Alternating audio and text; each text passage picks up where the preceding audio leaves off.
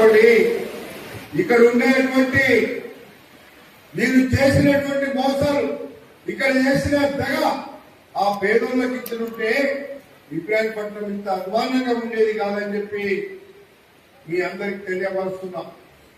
మీ అందరూ కూడా మా ఇక్కడ అంతా చాలా మంది మా అక్క చెల్లెలు ఉన్నారు. మీరు ఆలోచించండి, అర్థం చేసుకోండి. ఓట్ల నాడు ఏదో డబ్బులు ఇస్తారు, ఏదో మనం ఇక్కడే బతుకున్నామని ఆలోచన చేసే వాళ్ళు కొందరు ఉంటారు. మనకు డబ్బులో లేకపోతే ఇంకేదో ముఖ్యం కాదు.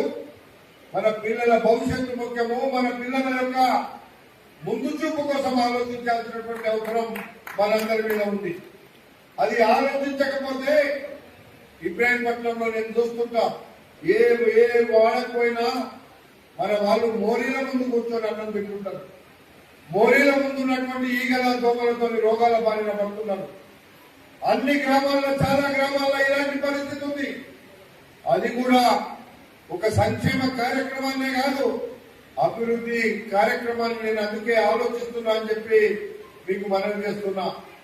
అందుకే ఈరోజు ఏ మాట అయితే మేము చెప్తామో, ఈ రాష్ట్రంలో ఉన్నటువంటి ఇందిరమ్మ రాజ్యంలో ముఖ్యమంత్రి గారి దగ్గర కూర్చొని ఒక్కొక్కటి మంజూరు చేయించేటువంటి కార్యక్రమాన్ని చేస్తున్నామని చెప్పి ఈ సందర్భంగా మనం చేస్తున్నా. అందుకే ఈరోజు ఇబ్రాహీంపట్నం వెనుకబడ్డ తనాన్ని, ఇబ్రాహీంపట్నాన్ని రంగారెడ్డి జిల్లాలో ఒక ఆదర్శ నియోజకవర్గంగా తీర్చిదిద్దడానికి అన్ని ప్రయత్నాలు చేస్తున్నప్పటికీ కూడా ఇంకా చేయవలసిందే చాలా ఉంది. ఈ 1.5 సంవత్సరాల్లో కోట్లాది రూపాయలు తీసుకొచ్చి అభివృద్ధి కార్యక్రమాలు చేస్తే ఇంకా చాలా చేయాల్సింది, ఇంకా చాలా ఉంది.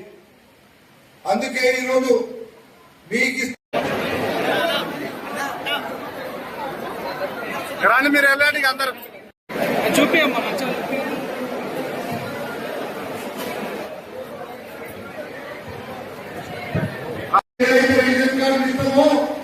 అందరికీ ఈరోజు దాదాపుగా 3,500,000 మందికి అక్కడ వచ్చేటువంటి పథకం ఇది కొత్తగా మీకు అమలులో వస్తుంది అనేటువంటి మాట మీకు నేను మనవి చేస్తున్నా.